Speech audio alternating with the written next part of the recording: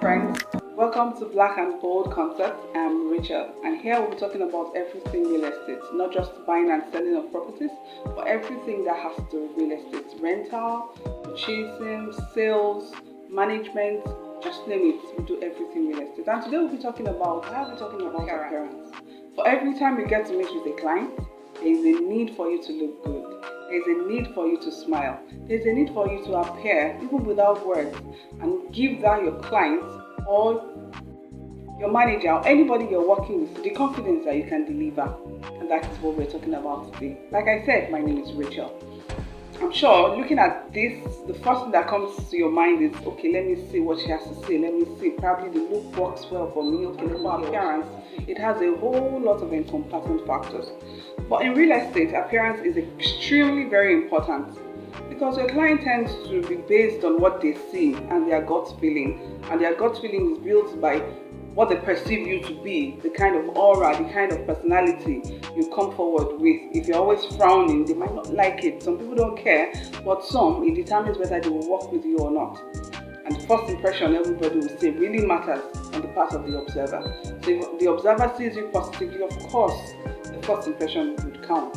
And if it is negatively, the first impression will also count negatively. But we want it to count positively. And so how can we work on it to make it count positively? How can we appear to be, I am more than what you see. I am more than what you hear or what you smell. Well, one of the things we have to talk about is our self-esteem. Our self-esteem really matters. How do I see myself? How do I weigh myself? What confidence do I have to talk with anybody? Do I think I'm worth it? Like, okay, I'm going to see this person. Can I really give what he has? A client should not be able to sense that you can't deliver at the first meeting. A client should feel confident that you're coming because you know you can achieve. So it is the value and worth that I attach to myself. That is what my self-esteem. Although so many factors can determine what your self-esteem is. Your genetics, your health, your personality, your life experience, age, even local social circumstances can go a long way to determine what our self-esteem would be like. And so we want a self-esteem that is high, not low. If your self-esteem is low and you're talking to, like I meet with you now, and I am talking like, well, if your self-esteem is low, you might not be able to, so you have to. I'm also putting forward a low self-esteem. I should be able to tell you with all the confidence that I have that yes, self-esteem really matters, confidently. But aside the self-esteem, there's something that works hand in hand with your self-esteem, and that is your body image. That's body image. When was the last time you looked into the mirror? I think you should do. When you look into the mirror, what do you see? Beautiful guy or a beautiful lady, with or without makeup, hello. Or, I like my height. I might not be tall for you, but I think I am just tall enough to do what I want to do. That is what your body image is all about. How do you see yourself when you look at the mirror? Our body image can be positive, it can be negative. But we want a positive body image. It has to be positive. For you to speak with somebody, your body image that you see yourself must be positive. Self-esteem and body image work hand in hand. They influence one another. Whether directly, they say your self-esteem is good, forget it, your body image will be right on point because you see yourself as a can-do person. So that's not nice. Don't you think a client will want to work with that kind of person? So we want to maintain a positive body image, a positive self-esteem. Well, we have both. We are one step ahead of a person. In fact, more than one step ahead of a person that does not have either, or one that has only one and thinks one can suffice for the other. Now we have talked about self-esteem. We have talked about body image. Remember, do not get stuck on what you don't like about yourself. If you don't like it about yourself, work at changing it. If it cannot be changed, accept it. Accept it. Because you're still alive, you can deliver and you can do it. Okay, that's about that with self-esteem. I can go on and on. But now we want to talk about facial expression is very important. Even when you meet with a client, you have to carry the face that shows that you're ready to talk. Imagine my face when I started talking about facial expression. It looks straight and serious. It does not apply. So you have to give the kind of facial expression that is worthy to be used at a particular time. So if I'm meeting with you for the first time and I'm carrying a stone cold face, my brother, I'm sure you might not be ready to listen to me. I'm sure you might not be interested in what I want to talk about because my expression is not inviting. My expression does not indicate so. The facial expression goes along with to indicate our true feelings. It signals our disapproval or our approval. So if I meet with you and I'm smiling, that means to you feel, oh, she's happy to meet me. And if I meet with you and I'm frowning, what is wrong with her? Why is she carrying this kind of an expression? You would find it difficult to want to work with me. So facial expression would help us to have a good starting, a good foundation with whomever we're working with, especially our clients. What about dress and clothes? Imagine me wearing an altar neck and everything is just not the way it should be done. With the wild makeup on my face and so many colors of hair on my head. And to some it might seem attractive, but to some it might seem, why is she looking so like this? Why is she looking so not what she is trying to tell us? So when we appear attractively dressed and groomed, we feel more confident too.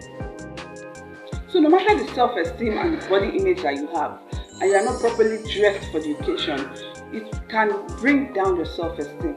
It can make you have a negative body image about yourself. So it's important for you, for your clothing and your grooming, to make you confident, to make you capable, to make you productive, to make you have the feeling I can deliver. Now, when we are saying our clothing should be neat. It does not have to be so expensive, but it has to be neat. It has to be clean. It has to be presentable, well worn properly, and everything that needed to be done should be done. So if you're a guy, you're wearing a shirt and it's a formal meeting, do yourself a bit of favor and not a tie. If it is a semi-formal, but if you're wearing a shirt, make sure it's ironed and the collar is standing right and your trousers is well ironed. If you're a lady, don't just pick colors. Don't just wear shoes. If the occasion calls for a little bit of heel, make it a little bit of heel. And if you find it uncomfortable to wear the heels, even if it's going to be a flat, let it be one that matches well with what you're wearing. So our grooming goes a long way. The way we sit. You don't just slouch on the seat and you're talking to the person and you're nonchalant about your demeanor. No, it is wrong. So you have to groom yourself properly. You have to look the way you want to be approached. Look the way you want to speak.